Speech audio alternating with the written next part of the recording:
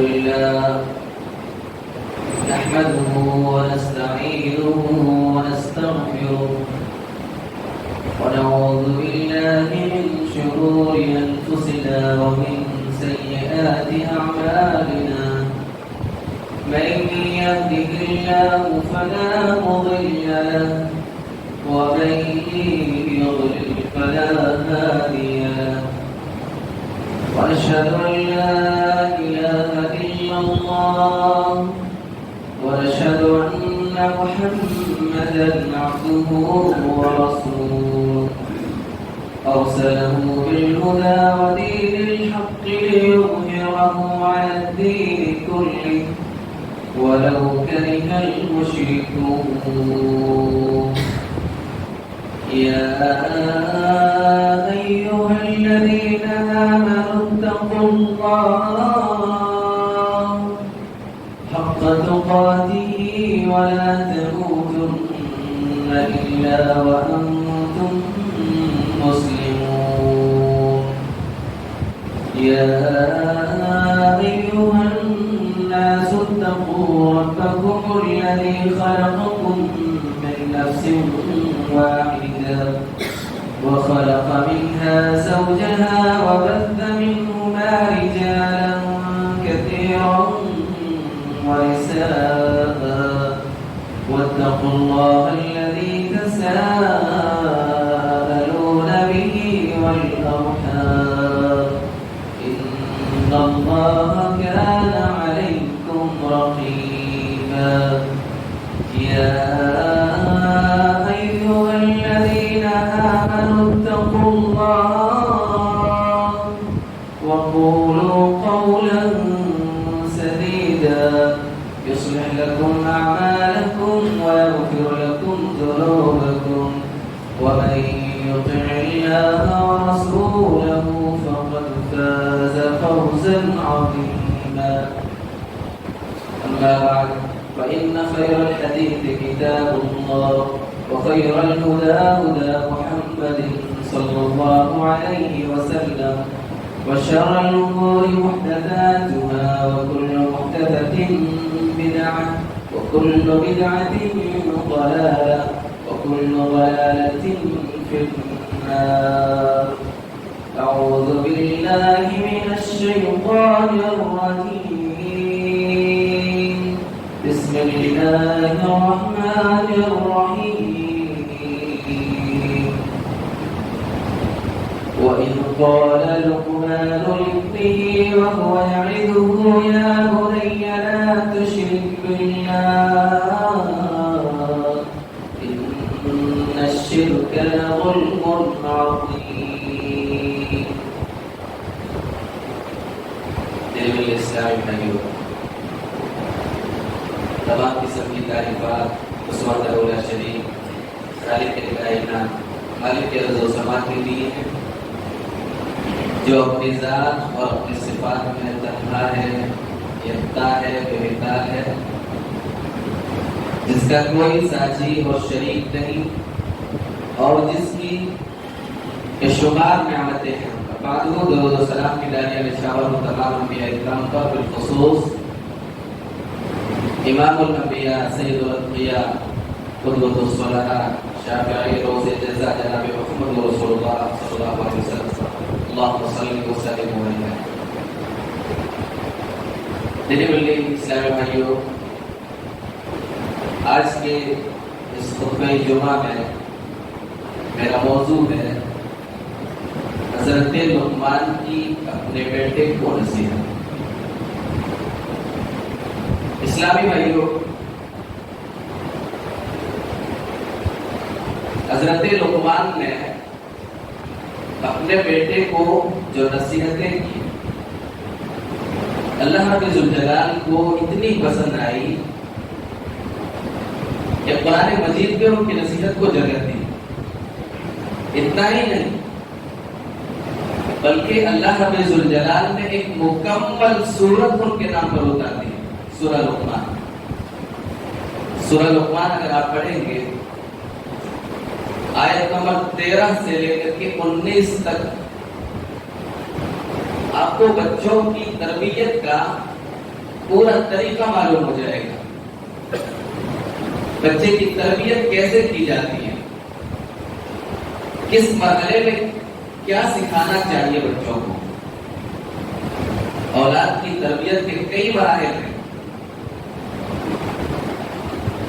کئی ایک مراحل ہے جب بچہ اس مرحلے پر پہنچ جائے، یعنی بچہ جب چلنے پھرنے دوڑنے کے قابل ہو جائے، سمجھ بوجھ کے قابل ہو جائے، بولنے کے قابل ہو جائے، تو اس مرحلے میں، اور یہ مرحلہ سب سے اہم ہوتا ہے تربیت کے لحاظ سے، اس مرحلے میں بچے کی تربیت کس طرح سے کی جائے، بچے کو کیا سکھایا جائے۔ حضرت لقمان کی نصیحت سے پتہ چلتا ہے، قرآن سے بھی پتہ چلتا ہے، احادیث رسول سے بھی پتہ چلتا ہے کہ اس مرحلے میں سب سے پہلے بچے کو توحید سکھانا چاہیے۔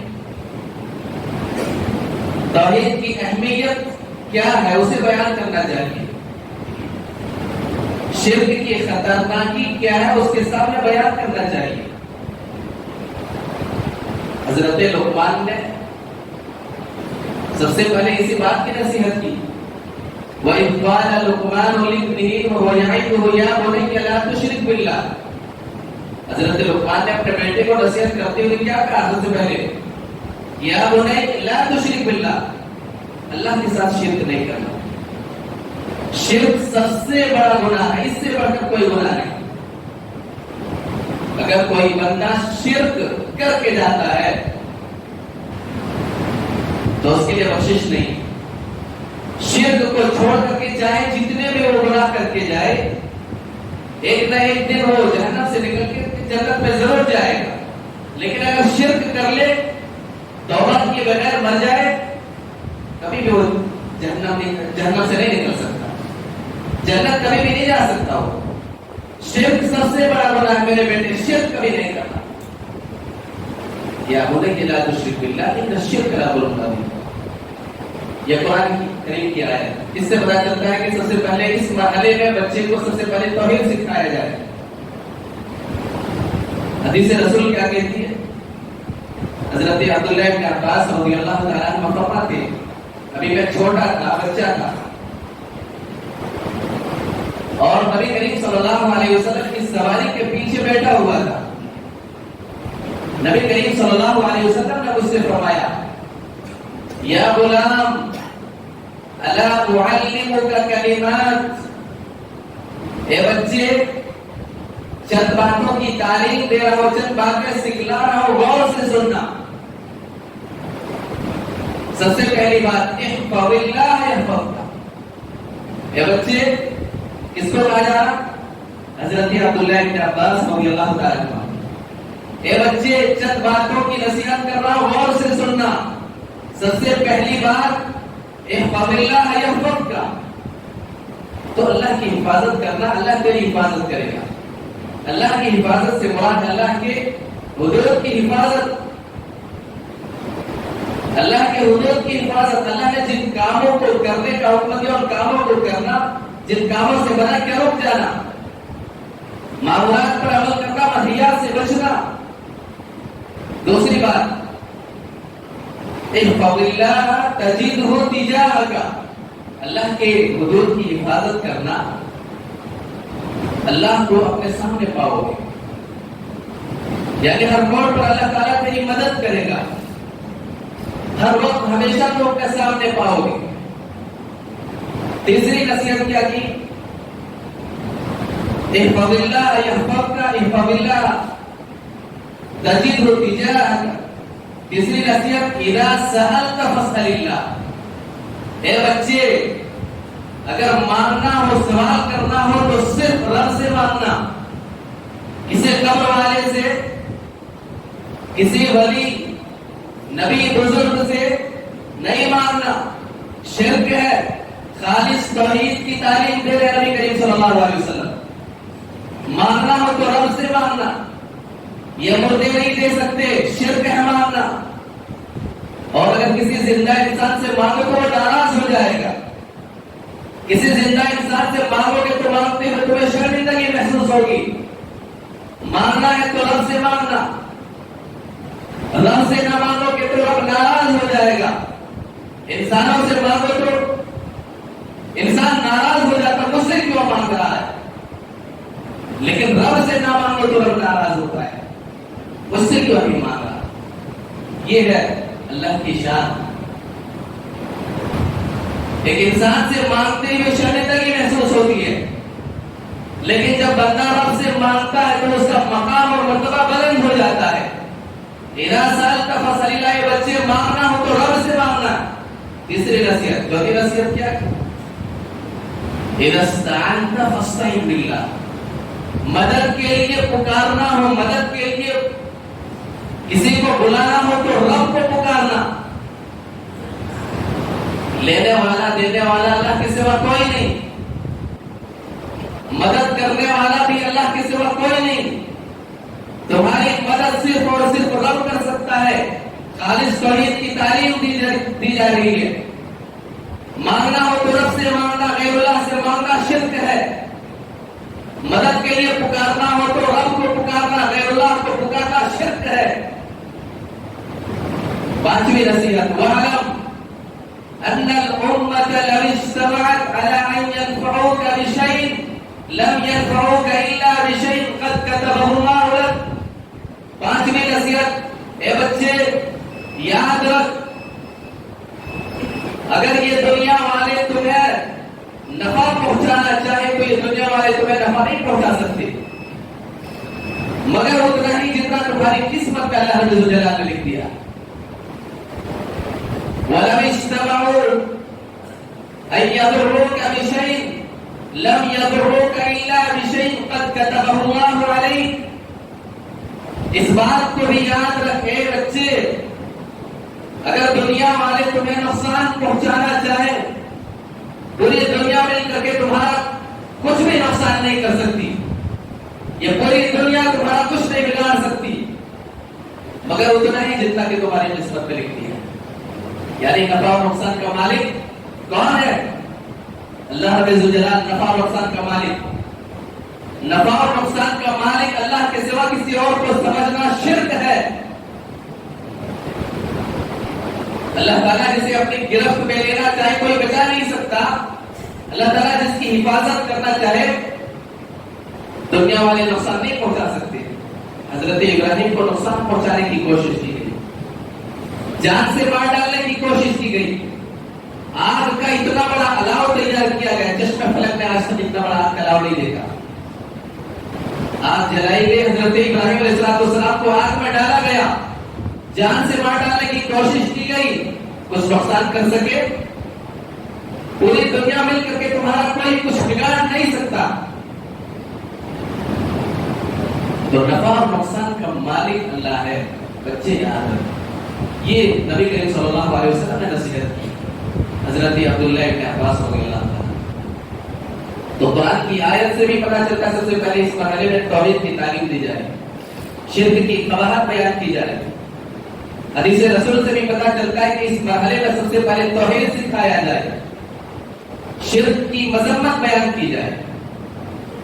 تو سورہ لقمان کی آیت نمبر 13 میں حضرت لقمان نے سب سے پہلے اپنے بچے سے، اپنے بیٹے سے کس بات کی نصیحت کی؟ توحید کی، شرک سے دوری، شرک سے بیزاری کی. اور آیت نمبر 14 اور 15، 14 اور 15 میں اللہ رب الجلال والاکرام نے بندوں کو اپنے والدین کے ساتھ حسن سلوک کا حکم دیا. یعنی حضرت لقمان کی نصیحت آیت نمبر 13 سے شروع ہوتی ہے اور 19 پر ختم ہوتی ہے، لیکن 14 اور 15 میں یہ حضرت لقمان کی نصیحت نہیں ہے.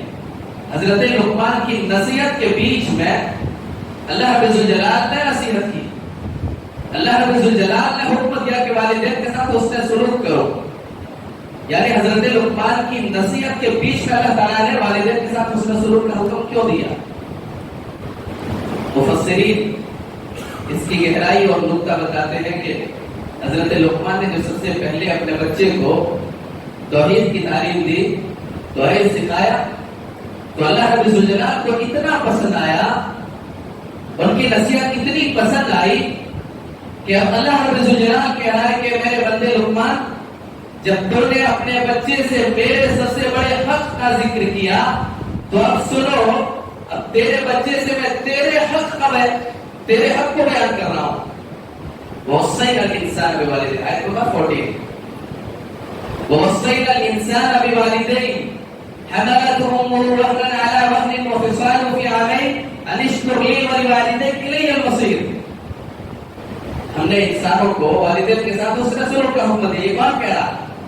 اللہ رب الجلال اپنی بات رکھ رہا.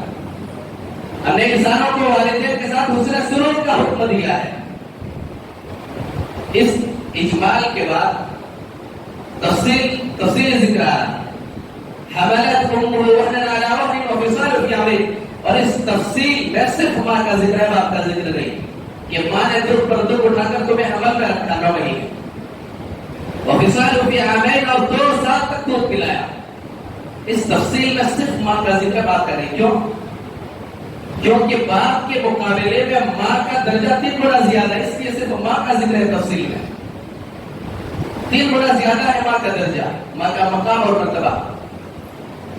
ایک صحابی آئے اللہ کے رسول صلی اللہ علیہ وسلم، میرا حسن سلوک کا سب سے زیادہ حقدار کون ہے؟ فرمایا تیری ماں. پھر پوچھا پھر تیری ماں، پھر پوچھا پھر تیری ماں، پھر پوچھا 4تھی مرتبہ کہا تیرا باپ. تو ماں کا درجہ کیوں زیادہ ہے؟ کیونکہ 9 مہینے پیٹ میں اٹھا کر کے رکھتی ہے. ایک باپ اپنے پیٹ میں نہیں ڈھولتا. اسی طرح سے بچہ جننے کے وقت جو تکلیف برداشت کرتی ہے ایک مرد برداشت نہیں کرتا. موت و حیات کے کشمکش میں ہوتی ہے ایک ماں. اسی طرح سے 2 سال تک دودھ پلاتی ہے ماں. ماں کا درجہ 3 گنا زیادہ ہے. پھر آگے اللہ تعالیٰ فرماتا ہے انشکر لی ولوالدیک، میرا شکریہ ادا کرنا اور اپنے والدین کا شکریہ ادا کرنا. میرا شکریہ اس لیے کہ میں خالق حقیقی ہوں، میں تمہارا خالق. والدین کا شکریہ اس لیے کہ وہ خالق کے مجازی ہے. تمہارا اس دنیا میں آنے کا سبب بڑی تکلیفیں برداشت کی ہیں. مذہب اسلام نے جو ماں باپ کو جو درجہ دیا، جو مقام دیا، وہ کسی بھی مذہب نے نہیں دیا. قرآن کی آیتیں آپ پڑھیے، جگہ جگہ اللہ رب الجلال نے اپنے حق کے ساتھ ماں باپ کے حقوق کا ذکر کیا.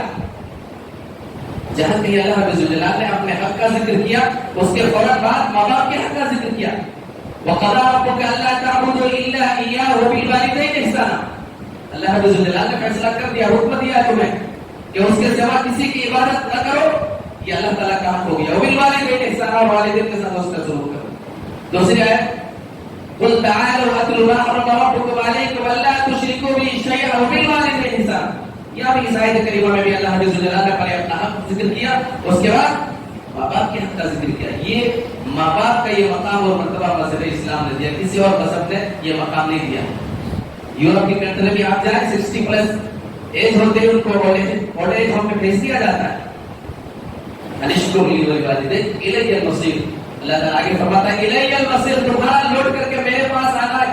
اگر تم نے ناشکری کی میری اور ناشکری کی والدین کی تو پھر تمہاری خیر نہیں.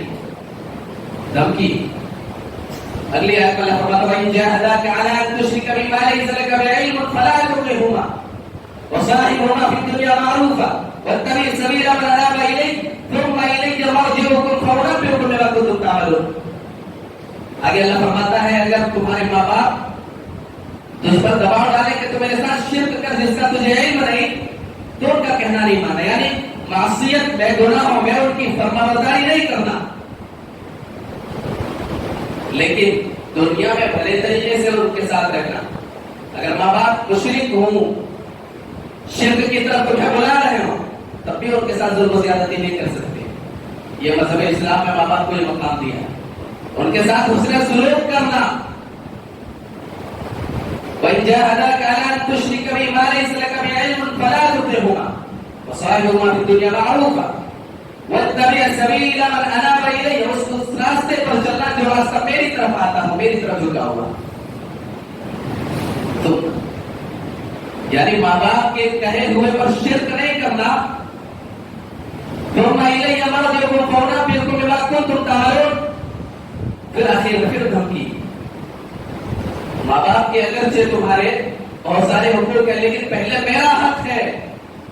اگر ماں باپ کے قول کو میری قول پر ترجیح دی، ماں باپ کے کہنے پر آ کر کے تم نے شرک کر لیا، تو یاد رکھو تمہارا لوٹ کر کے میرے پاس آنا ہے، پھر تمہیں مزہ چکھاؤں گا۔ اب یہ 40 اور 50 میں اللہ تعالیٰ نے اپنی بات رکھی۔ حضرت لقمان کی نصیحت کہاں سے شروع ہوتی ہے؟ 13 سے 14-15 میں اللہ عز و جل کا حکم، پھر 16 سے پھر حضرت لقمان کی نصیحت کو کنٹینیو کیا کیا؟ یا بنی انہا ان تک مثقال حبۃ من خردل فتکن فی صخرۃ او فی السماوات او فی الارض یأتی بها اللہ ان اللہ لطیف خبیر۔ اے میرے بچے، یعنی توحید کی تعلیم دی، اب یوم آخرت پر ایمان کے متعلق بتلایا، اور یوم آخرت پر ایمان ایک ایسی چیز ہے کہ انسان کو گناہوں سے روکتی ہے اور نیکیوں کی ترغیب دیتی ہے۔ اگر یوم آخرت پر ایمان نہ ہو، اس کے لیے ساری چیزیں برابر ہیں، حلال حرام خیر شر سب اس کے لیے برابر۔ یوم آخرت پر ایمان ہے، آخرت کل قیامت کے دن ہمیں آپ کے سامنے حاضر ہونا، حساب دینا ہے۔ اچھے اعمال کی صورت میں جنت ملنے والی ہے، برے اعمال کی صورت میں جہنم ملنے والی ہے۔ یا بنی انہا ان تک مثقال حبۃ من خردل، میرے بچے اگر کوئی چیز رائی کے دانے کے برابر ہو، یعنی کسی بھی عمل کو معمولی مت سمجھنا، اگر کوئی عمل رائی کے دانے کے برابر ہو، پھر چاہے وہ چٹان کے اندر ہو، فی صخرۃ اور فی السماوات یا آسمانوں کے اوپر ہو، اور فی الارض یا زمین کی گہرائی میں ہو، یأتی بها اللہ، اللہ اس معمولی چیز یا اس عمل کو لائے گا کل قیامت کے دن۔ معمولی سمجھ کر کے وہ چھوڑ دینا، یا کوئی کسی بھی گناہ کو معمولی مت سمجھنا، اگرچہ دنیا والے نہ دیکھ رہے ہو، رب کی ذات برابر تمہیں دیکھ رہی ہے۔ یہ ہے یوم آخرت پر ایمان کے متعلق۔ یہاں علم کامل اور قدرت کامل کا ذکر ہوا اس آیت کریمہ۔ علم کامل کیا ہے؟ مکمل علم، یعنی اللہ عز و جل چھوٹی سی چیز ہے رائی کے دانے کے برابر، چاہے وہ عمل ہو، پھر وہ چاہے چٹان کے اندر ہو یا آسمانوں کے اوپر ہو یا زمین کی گہرائی میں ہو، اللہ تعالیٰ کو اس کا علم ہے۔ یہ علم کامل ہے، اور نہ صرف علم کامل، نہ صرف اللہ تعالیٰ جانتا ہے اور دیکھ رہا ہے، بلکہ اس کو لانے پر قادر ہے۔ یأتی بها اللہ، اس عمل کو، اس رائی کے دانے کے برابر چیز کو اللہ تعالیٰ کل قیامت کے دن لائے گا تمہارے سامنے۔ یہ قدرت کامل، لانے پر قادر ہے، مکمل قدرت اور طاقت رکھتا ہے۔ انسان کو دفنایا جاتا ہے، باڈی سڑ گل کر کے مٹی ہو جاتی ہے، اور مٹی کے ذرات میں تبدیل ہو جاتی ہے باڈی۔ اللہ تعالیٰ کو یہ بکھری ہوئی ذرات کا نہ صرف علم ہے، بلکہ انسانوں کو انسانی ڈھانچے میں بنا کر کے دوبارہ زندہ کرنے پر قادر ہے۔ یہ ہے قدرت کامل۔ اس سے معلوم ہوتا ہے کہ جس کے پاس علم کامل ہو، قدرت کامل ہو، وہی معبود حقیقی ہو سکتا ہے، وہی رب ہو سکتا ہے، اور رب کے سوا یہ دونوں چیزیں کسی کے پاس نہیں۔ اس سے کیا معلوم ہوتا ہے کہ رب کے سوا معبود حقیقی کوئی نہیں ہو سکتا۔ یا بنی انہا ان تک مثقال حبۃ من خردل فتکن فی صخرۃ او فی السماوات او فی الارض یأتی بها اللہ ان اللہ لطیف خبیر۔ اللہ تعالیٰ باریک بھی اور خبیر۔ پھر آگے نصیحت کرے، یا بنی اقیم الصلاۃ، میرے بچے نماز قائم کرتے رہنا۔ کیا ہم اپنے بچوں کو نماز کا حکم دیتے؟ نماز کا حکم دیتے؟ ہم نماز فجر کے لیے اپنے بچوں کو جگاتے؟ ہم خود نہیں اٹھتے، ہم خود نماز نہیں پڑھتے، مسجدوں سے دور ہیں۔ اپنے بچوں کو کیا نماز کا حکم دیں؟ اپنے بچوں کو کی کیسی تربیت کریں؟ یا بنی اقیم الصلاۃ، نماز قائم کرتے رہنا۔ پہلے عقیدے کے متعلق تعلیم دی، توحید سکھلایا، یوم آخرت پر ایمان۔ جب عقیدہ درست ہو گیا عمل کرو، اور اعمال میں سب سے پہلا عمل کیا ہے؟ نماز۔ یا بنی اقیم الصلاۃ، نماز قائم کرتے رہنا، اچھے اعمال کا حکم دو، تربیت کرو اچھے اعمال کی، برے عمل سے روکو اپنے بچوں کو۔ یا بنی اقیم الصلاۃ وأمر بالمعروف وانہی عن المنکر، میرے بچے لوگوں کو بھلائی کا حکم دیتے رہنا، برائی سے روکتے رہنا۔ بھلائی کا حکم دینا اور برائی سے روکنا یہ ذرا کٹھن اور مشکل کام ہے، اتنا آسان کام ہے۔ بھلائی کا حکم دینا اور برائی سے روکنا یہ انبیائی مشن ہے، بڑی آزمائشیں آتی ہیں اس پر، اور لوگوں کو بھلائی کا حکم دینے اور برائی سے روکنے کے لیے انسان کو پہلے خود سنورنا پڑتا ہے، بننا پڑتا ہے۔ اگر کوئی خود نماز نہ پڑھے، کسی کو نماز کا حکم دے، اس کی باتوں میں اثر پیدا ہوگا، اس کی بات کو لوگ مانیں گے نہیں۔ مذاق پر خود تو نماز پڑھتا نہیں، دوسروں کو نماز کا حکم دے رہا ہے۔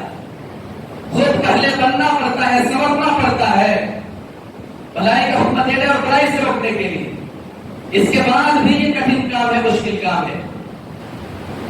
لوگوں کی باتیں، طرح طرح کی باتیں سننی پڑتی ہیں، لاکھ روزے بھی کھانا پڑ سکتا ہے۔ انبیاء اکرام نے جب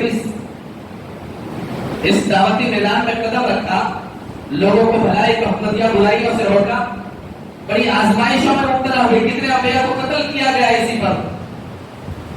حضرت لوط علیہ السلام نے جب اپنی قوم کو برائیوں سے روکنا چاہا تو قوم کے لوگوں نے کیا کہا؟ قالوا لئن لم تنتهي يا لوط لتكونن من المخرجين۔ اے لوط، تو بڑا پاک باز بنا پھرتا ہے، تو باز آ جا، بھلائی کا حکم مت دے، برائی سے ہمیں مت روک، ورنہ یاد رکھ ہم تمہیں اپنی بستی سے نکال دیں گے۔ قالوا لئن لم تنتهي يا نوح لتكونن من المرجومين۔ نوح علیہ السلام کو قوم کے لوگوں نے دھمکی دی کہ ہم تمہیں رجم کر دیں گے، سنسار کر دیں گے، تمہیں جان سے مار ڈالیں گے۔ اور جب نبی کریم صلی اللہ علیہ وسلم جب طائف گئے، طائف کے لوگوں نے آپ کو خوب زدکوب کی، آپ کی توہین کی، آپ کا تبصر اڑایا، آپ شکر میں وہاں ہمارا جوانوں کو آپ کے پیچھے لگا دیا، اتنا مارا کہ آپ صلی اللہ علیہ وسلم کے جسم سے خون کے فوارے پھوٹ پڑے، شدت علم سے منحال ہو کر کے بے ہوش ہو کر گر پڑے، اتنی تکلیف برداشت نہیں کر سکے۔ جرم کیا تھا، لوگوں کو برائی سے روکنے گئے تھے، توحید کی دعوت دینے گئے تھے، پہاڑوں کے فرشتے آئے، ہوش آیا نبی صلی اللہ علیہ وسلم کو، اور کہا کہ اگر آپ چاہیں، اگر آپ کی اجازت ہو تو دو پہاڑوں کے درمیان رکھ کر کے پیس ڈالیں گے، وسط ڈالیں گے، صفحے ہستے سے مٹا دیں گے۔ نبی کریم صلی اللہ علیہ وسلم نے کیا فرمایا؟ ارجو ان یخرج اللہ عز وجل من اصلابهم من یعبد اللہ عز وجل وحدہ لا یشرک بہ شیئا۔ مجھے امید ہے اللہ تعالیٰ کی پشتوں سے ایسی اولاد پیدا کرے گا جو ایک اللہ کی پرستش کرنے والی ہوگی، جو ایک اللہ کی بندگی کرنے والی ہوگی، اور اس کے ساتھ کسی کو شریک نہیں ٹھہرائے گی۔ نبی کریم صلی اللہ علیہ وسلم بدلا لیا ہے، صبر کیا، صبر کا نتیجہ کیا ہو نکلا، صبر کا پھل کیا ملا؟ چند سالوں کے بعد پورا کا پورا طائف اسلام میں داخل ہو گیا۔ نبی صلی اللہ علیہ وسلم صبر نہ کیے ہوتے، بدلا لے لیے ہوتے، اسلام جیسی عظیم دولت انہیں نصیب ہوتی نہیں۔ اسی لیے حضرت لقمان اپنے بیٹے کو نصیحت کرتے ہوئے فرماتے ہیں، وَاصْبِرْ عَلَىٰ مَا أَصَابَكَ، میرے بیٹے، وَأْمُرْ بِالْمَعْرُوفِ وَانْهَ عَنِ الْمُنكَرِ، لوگوں کو بھلائی کا حکم دیتے رہنا، برائی سے روکتے رہنا، اور اس پر جو آزمائشیں آئے، وَاصْبِرْ عَلَىٰ مَا أَصَابَكَ، صبر کرنا ہے۔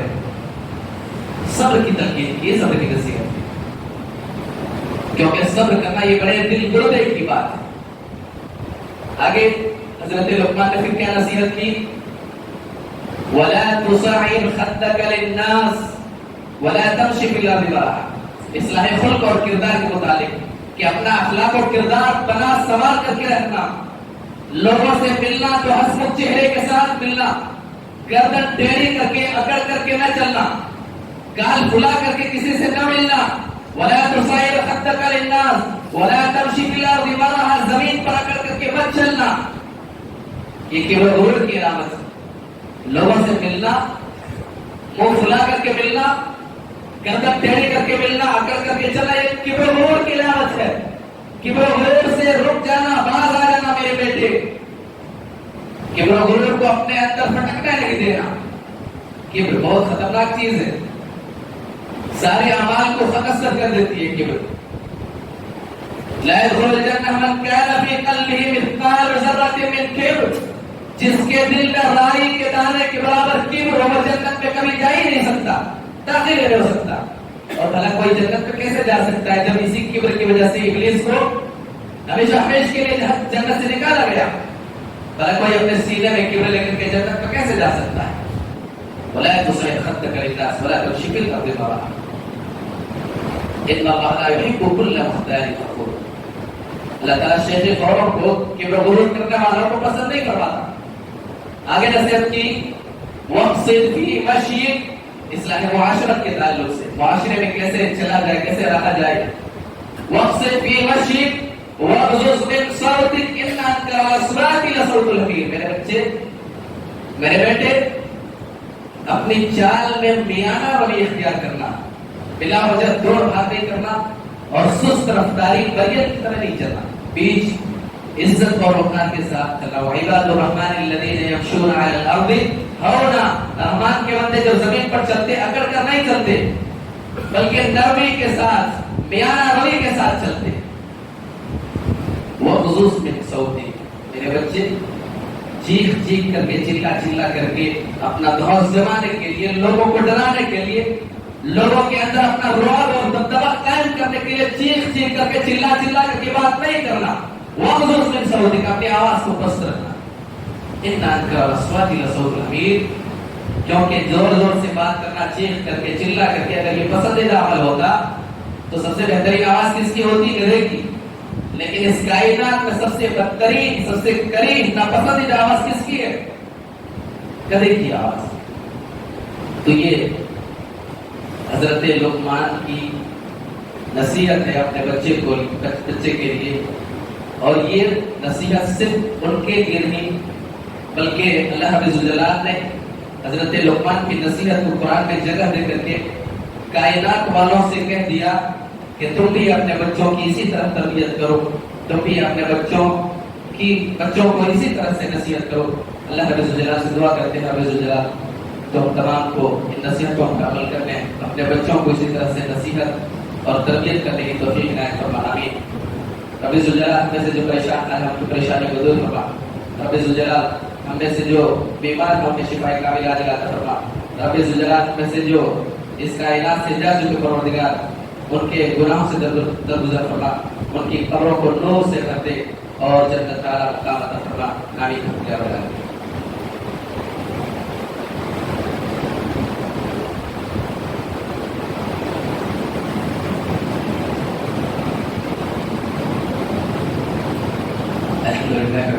والصلاة والسلام على محمد بن عبد الله النبي الأمين وعلى آله وصحبه أجمعين. محترم اسلامی دوستو، 10 نومبر بروز اتوار، 10 دسمبر بروز اتوار ابرار نگر تلاپاڑی میں ایک دینی اجتماع اور پروگرام ہونے جا رہا ہے جس میں بڑے بڑے علماء کرام تشریف لا رہے ہیں. 3 زبانوں میں تقریریں ہوں گی، اردو، ملیالی، کناڈا زبان. 3 زبانوں میں، 3 لینگویجز میں تقریریں ہوں گی اور بڑے بڑے علماء کرام تشریف لا رہے ہیں. اس لیے آپ سے پرخلوص اپیل کی جاتی ہے کہ اس پروگرام میں زیادہ سے زیادہ تعداد میں شرکت کریں. پروگرام کو جس طرح سے ہوگا، صبح 9:30 بجے سے ظہر تک عورتوں کا پروگرام چلے گا، پھر ظہر سے عصر تک نوجوانوں کا پروگرام ہوگا، اور پھر عصر بعد سے لے کر کے مغرب تک 4:30 سے 6 بجے تک یہ علماء کا پروگرام ہوگا، اور پھر 6:30 سے 9:45 بجے تک یہ پبلک پروگرام ہوگا، عوام کا پروگرام ہوگا. لہذا یہ اچھا موقع ہے آپ کے لیے، زیادہ سے زیادہ تعداد میں شرکت کریں. اللہ تعالیٰ کی شرکت کو قبول فرمائے. آمین. اللهم صل على محمد وعلى آل محمد كما صليت على إبراهيم وعلى آل إبراهيم إنك حميد مجيد. اللهم بارك على محمد وعلى آل محمد كما باركت على إبراهيم وعلى آل إبراهيم إنك حميد مجيد. عباد الله رحمكم الله، إن الله يأمر بالعدل والإحسان وإيتاء ذي القربى وينهى عن الفحشاء والمنكر والبغي يعظكم لعلكم تذكرون. اذكروا الله يذكركم ويستجيب لكم ولا ذكر الله أكبر والله يعلم